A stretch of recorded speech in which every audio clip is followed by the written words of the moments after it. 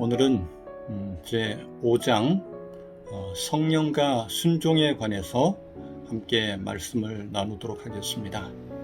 오늘 이 말씀에 함께 참여하는 모든 성도들에게 성령께서 역사하시고 그래서 우리의 삶이 온전히 하나님께 순종하는, 마음에서 우러나오는 순종을 하는 그런 삶이 될 수 있기를 간절히 소망합니다. 순종에는 두 가지 종류가 있습니다. 첫째는 외적 순종입니다. 그것은 율법에 순종하는 것입니다. 율법주의인 것이죠.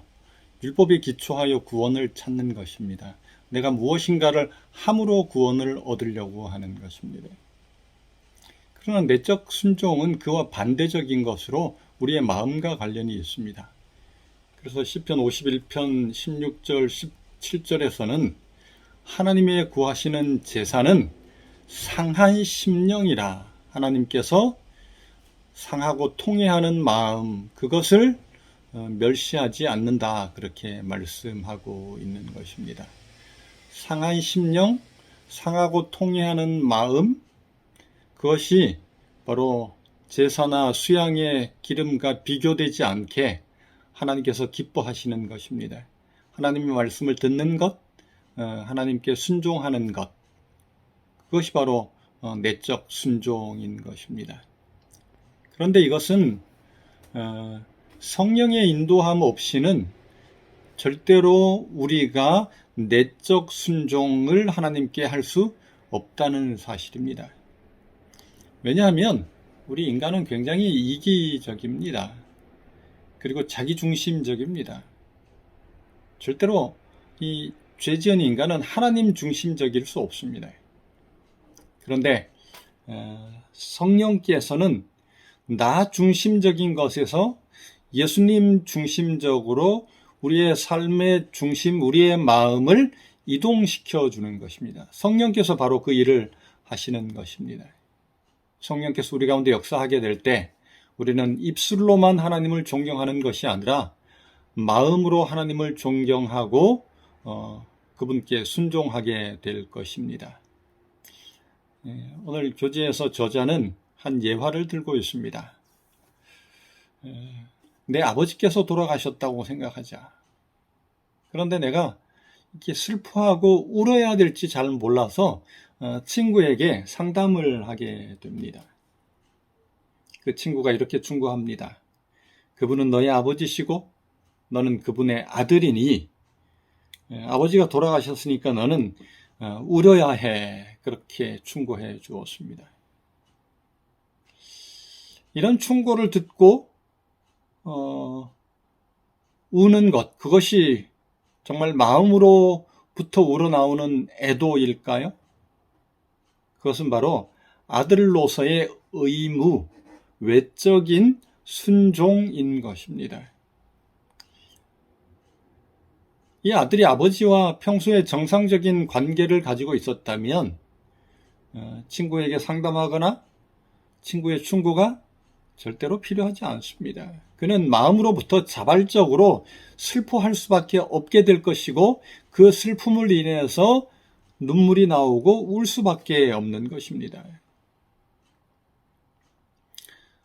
성령의 인도함을 통해서 예수님과 올바른 관계를 맺고 있다면 생각할 필요도 없이 우리의 삶은 하나님에게, 그분의 말씀에, 예수님께 순종하는 삶을 살게 될 수밖에 없습니다. 그래서 바울은 에베소서 5장 18절에서 오직 성령의 충만을 받으라, 그렇게 권면하고 있습니다. 성령의 충만을 받으면 바로 정상적인 그리스도인의 삶을 살게 될 것이고 그는 순종의 삶을 살 수밖에 없다는 사실을 우리에게 가르쳐 줍니다.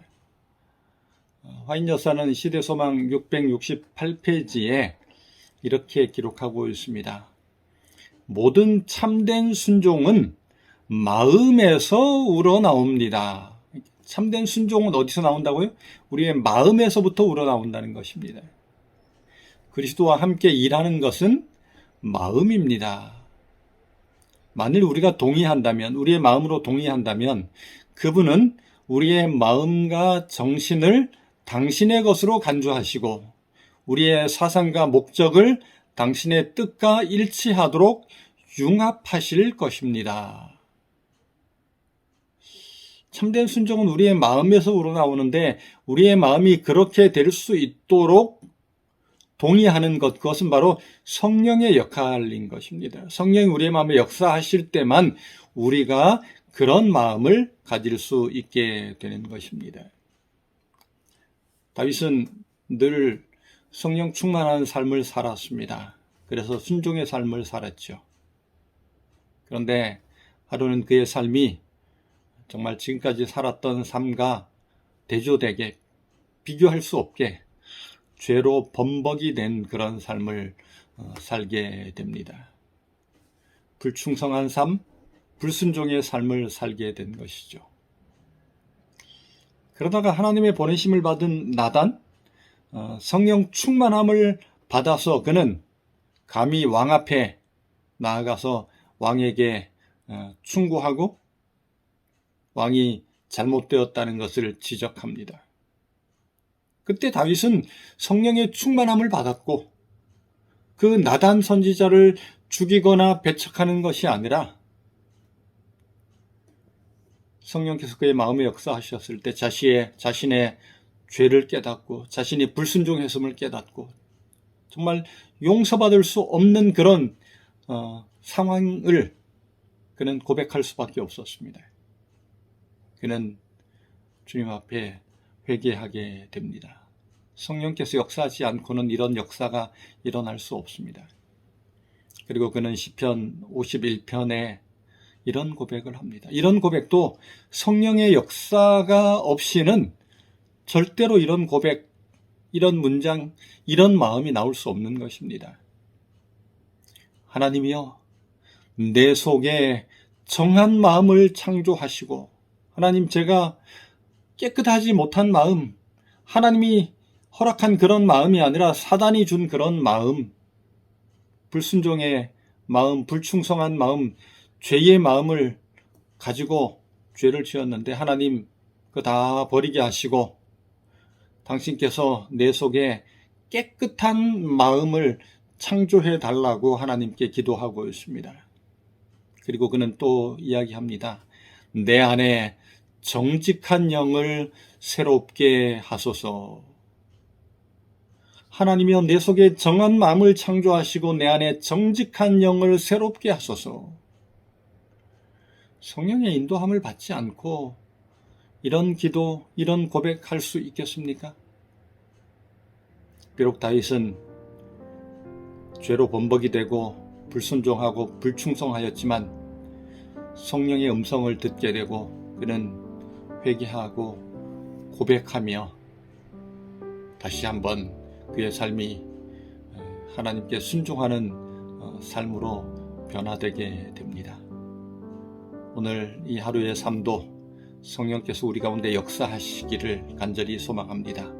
그리고 성령께서 우리 가운데 역사하실 때 오늘 우리가 그 성령의 음성을 듣고 온전히 하나님께 순종할 수 있는 그런 삶이 될 수 있기를 간절히 바랍니다. 오직 성령의 충만을 받으라. 성령 충만함을 통하여 순종의 삶을 살고 승리하는 우리 모두가 되기를 간절히 소망합니다.